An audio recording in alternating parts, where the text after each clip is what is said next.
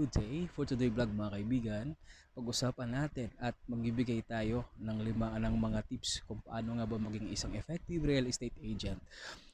It's either what kind of position you have, broker, sales director, agent, sales agent, any position do you have in the real estate. So almost the same. So pag-usapan natin at magbibigay tayo ng mga tips paano nga ba magiging isang effective real estate agent.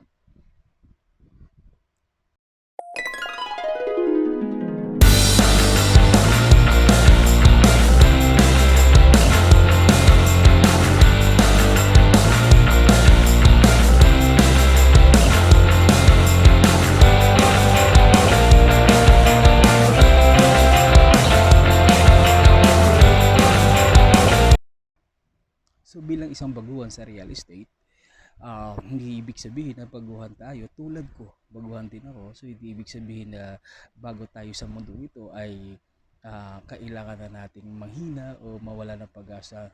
No. So lahat yan na pag-aaralan, lahat yan sasabayan natin kung mayroon tayong determination at tiwala sa sarili natin. At huwag tayong tumigil sa pag-collect ng mga idea o information galing din dun sa ating mga mentor o sa mga mas nauna sa atin, no? Silang higit na makapagbigay sa atin ng mga great experiences, makapagbigay sa atin ng magandang history kung ano yung magiging ang nagiging karanasan nila. So sila yung magiging inspirasyon natin. So bilang isang baguhan, kailangan natin maging sabihin natin dapat maging informative tayo sa lahat. So wala namang bagay na nag-umpisa agad sa taas. So lahat naman ay napag-aaralan.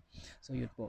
So wag lang tayong tumigil sa pag-aaral at pagkuha ng mga informative information doon sa trabaho na kung saan man tayo na aayon ngayon. So ngayon, since nasa real estate tayo, pag-usapan natin at magbibigay tayo ng mga 5 tips, no? 5 tips kung paano nga ba maging effective real estate agent.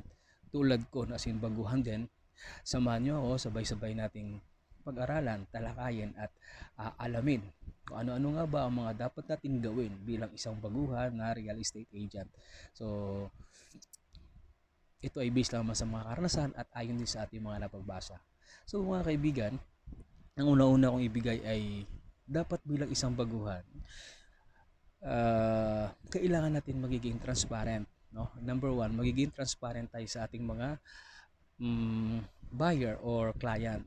So pag sinabing transparent mga kaibigan, halimbawa lahat ng bagay na itatanong ni client sa atin o ni buyer regarding dun sa subdivision o sa property na kukunin niya, dapat lahat ng sasabihin natin ay ayon sa talagang what I mean is katotohanan lamang, no? Tama lahat ng sasabihin natin. Pag halimbawa po tinanong ni client kung talaga ba yung area na yan ay binabaha, sabihin natin talagang kung binabaha talaga yung area or hindi. Sabihin natin kung talaga bang malayong, kasi almost tinatanong ni client dyan kung malayo ba yan sa highway. So itanong natin, sasagutin natin, sabihin natin na kung malayo ba talaga siya or malapit lang, or kung malayo man, dapat ipaliwanag natin kay buyer or kay client na may mga ways naman, may mga malapit naman yan, may mga ilang sakayan lang yan papunta dun sa highway. So dapat alam natin, una-una dapat alam natin yung property na binibenta natin, alam natin yung location, of course. Dapat alam natin bago kumuha si client sa atin, bago nag-inquire si client sa atin, online man yan o nakausap mo, dapat alam natin yung binibenta natin, no? Pag-aralan natin, dapat alam natin yung mga floor area niya, alam natin kung anong klaseng bahay ang kinukuha niya, gaano ba kalaki yung pwede niyang expand, ano ba klaseng bahay ang kanyang marireceive, dapat alam natin. Ibig sabihin doon, in short mga kaibigan, ang gusto ko lang iparating ay dapat po na pag-aralan natin muna yung lokasyon at yung klaseng bahay na kukunin ni buyer. Nang sa ganun po, lahat ng kanyang tanong ay masasagot natin. Kasi po, makukuha lamang ng makukuha natin yung attention at yung tiwala ng buyer natin once lahat ng mga kanilang mga kasagutan o concern ay nasasagot natin at nabibigay natin sa kanila ng tama lahat ng impormasyon. So yun po. Pangalawa, ah siguro mas mahalaga talaga na makakuha din tayo ng mga mentor, no? Mga mentor, napakahalaga po ng mentoring. Kasi kahit saan naman tayong klaseng trabaho, kailangan po talaga natin ng mentor, no? Sa kanila tayo nakakakuha, tulad ng sa nabanggit ko, sa kanila tayo nakakakuha ng mga idea. Sa kanila tayo nakakakuha ng mga great stories kung paano nila na-achieve yung kanilang posisyon, kung ano silang mayroon ngayon. At sa kanila yung nakukuha din yung mga great wisdom, no? Nagbibigay sila ng mga ganon. So dahil din sa kanila nakakakuha tayo ng mga idea paano nga ba magiging tulad din nila pagdating ng araw. So mentoring, may mga bagay talaga mga kaibigan, lalo sa pagbenta ng mga property. Minsan kung paano ba yung tamang proseso, paano ang tamang proseso sa pagbenta nito, pagdating sa bank, pagdating sa pag-ibig, at lalo pagdating na po pag may money involved na siya, no? At sa mga legal documentation. So mahirap na hindi mo alam yung mga bagay na yan at wala kang napagtanungan ng mga mas may nakakaalam. So mahirap na ma-void pa yung mga documentation natin pagdating ng panahon. So yun, napakahalaga po ng mentoring. Makahanap tayo ng isang tao na lahat ng concern natin kaya tayong pakinggan, kaya tayong sagutin sa lahat ng mga question natin. Yung hindi siya nagsasawa nasagutin yung mga concern natin. No? Willing siya makinig, willing siyang magbigay ng payo o suggestion para sa atin, yung naintindihan niya yung mga nais nating iparating, kasi alam naman natin na dyan din siya nanggagaling. So napaka-buenas natin kung makahanap tayo ng ganong mentor. So sa nakikita ko naman, marami pa naman. So hopefully lahat tayo makakita ng ganong mentor. So mga sorry po. Yung pangatlo mga kaibigan, is itong pinakamahalaga, yung dapat marunong tayo tumanggap ng rejection. We must know how to accept rejection, no? At i-expect natin yung rejection, no? Lahat talaga mga kaibigan, lahat kahit saan ka mang larangan, hindi mawala si rejection. So lalo na sa trabaho natin bilang isang real estate agent, marami tayong mararanasan na rejection. So dapat marunong tayo tumanggap at mag-handle ng rejection. Hindi ibig sabihin na pag na-reject na tayo ay mawala na tayo ng pag-asa, manghihina na tayo agad. Hindi ka na hindi nawalan ka na ng pag-asa maghanap pa ng ibang client dahil na-reject ka na. Hindi dapat ganoon mga kaibigan. So dapat kahit na-reject tayo ng ating mga client, matuto tayo doon, no? Matuto tayo, learn, na makakuha tayo ng learning doon sa mga nangyari. So dapat yung learning natin na yon gawin natin in positive way, no? I-convert natin in positive way. Tapos ang pinakamalaga doon is kahit ni-reject tayo ni client, i-keep natin pa rin sa kanila with a respect, no? I-keep natin with a respect sa kanila, bitawan natin sila with a respect pa rin mga kaibigan, at of course, move on, no?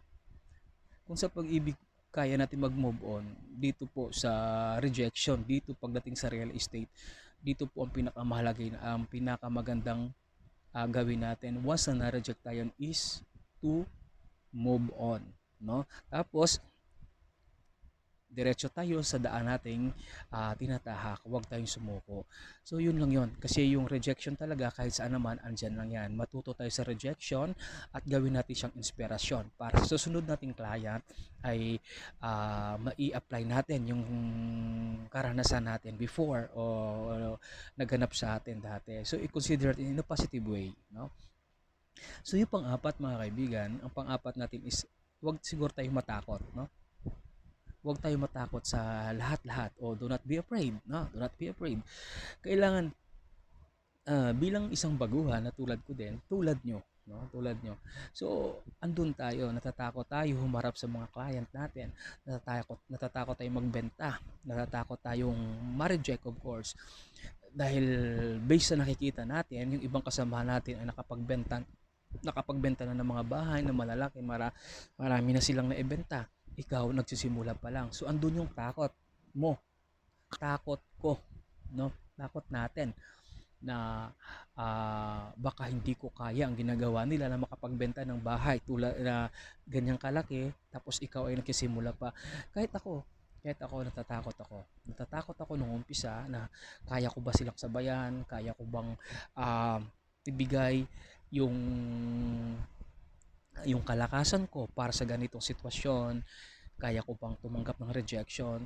So andun yung takot, pero labanan natin yung takot. So dapat wag tayong matakot kasi pag sinabi natin takot, pag yun na yun ang ibabaw sa atin, mga kaibigan, ayun na po yung ang magpapabagsak sa atin kahit saan tayong larangan ng negosyo. Once natatakot tayo, takot takot tayo i-enhance yung sarili natin o mag-discover ng panibagong sarili natin sa larangan na yan, wala tayong mapapala, kaibigan. So wag tayong matakot sa lahat ng bagay. Kaya natin, isipin natin, kaya natin yan. Kung kaya nila, bakit hindi natin kaya? Diba? So kaya nila, kaya natin. Pares lang naman tayong kinakain. Tama po ba? Pares lang naman tayong kinakain. So kung kaya nila, baka mas mahigitan pa natin.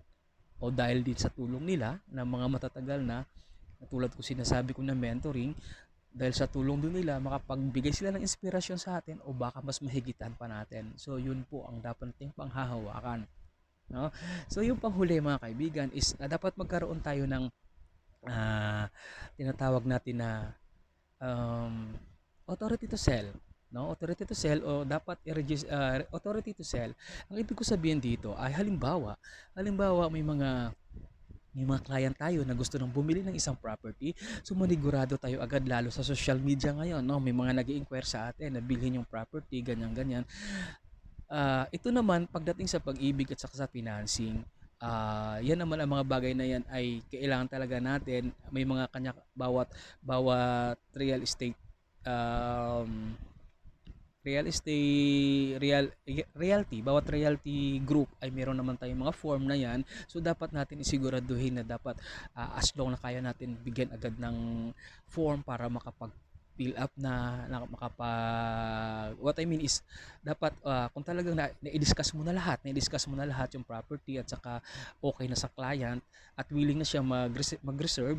So as long na in a short in time, kung pwede mo siya bigyan ng form na para mag-fill up na hindi na siya maagaw pa ng ibang client pa, no? So ibang client pa, para at least makasigurado ka na yung client na yan ay hawak mo na, no? Tama po ba? Then pagdating naman doon sa mga nagbebenta ng mga brokerage o mga uh, nagsisell ng mga property ng mga second hand or uh, uh, pinabebenta yung isang property ng seller sa kanya. So dapat pag ganong klase naman binibenta mo, mga kaibigan, dapat naman ay tulad ng sinasabi ko, dapat naka-prepare na authority to sell. Dapat lahat ng mga prepare mo na lahat ng mga dokumento. Then dapat ipasign mo lahat kay buyer, no? Ipasign mo lahat panigurado ulit. Ipasign mo na kay buyer kasi pag sinabi natin na nag-inquire sa iyo through social media ulit, ang mangyayari kasi diyan, kailangan mo na i-inform agad si seller. Halimbawa, inform mo na agad si seller, ipa-register mo na agad yung pangalan ng nakausap mo, ng buyer mo. I-register mo para ma-register na dun sa seller, para ang ibig sabihin para naman maka ma tawag dito, ma-inform si seller na talaga yung buyer na yan ay ikaw yung nag-recommend, ikaw yung nag-handle, para ma-register dun sa seller na once na ibininta na ito ay may komisyon ka makukuha, no? Kasi hindi natin maiwasan sa panahon ngayon, mga kaibigan, na hindi natin maiwasan na mayroon talagang buyer na dumidiretso na kay seller, no? So hindi natin maiwasan 'yon na ganon. So even though na dumiretso na siya, kung na-inform mo na doon si seller na talaga yung buyer na to ay galing na sa iyo, at least doon pa rin papasok sa iyo yung komisyon pag sakali, no? Kailangan yung tinatawag natin na authorization to sell, manigurado tayo. At saka dapat lang talaga ay i-register mo agad yung iyong your client, i-register mo agad yung client para makasigurado ka naman sa iyong pinaghirapan at sa iyong uh, karapatan bilang isang agent pagdating doon sa binibenta mong property. So yun po. So yun yung mga kaunting tips para sa mga baguhan na sales agent na tulad ko. So sana kung nagustuhan niyo yung vlog na to, sana ah, pa-comment na lang din, pa-subscribe ng maliit kong channel. No, hanggang sa muli mga kaibigan, maraming salamat sa panonood. Happy selling mga kapwa ko real estate. So, kumusta po sila? At isang magandang araw po.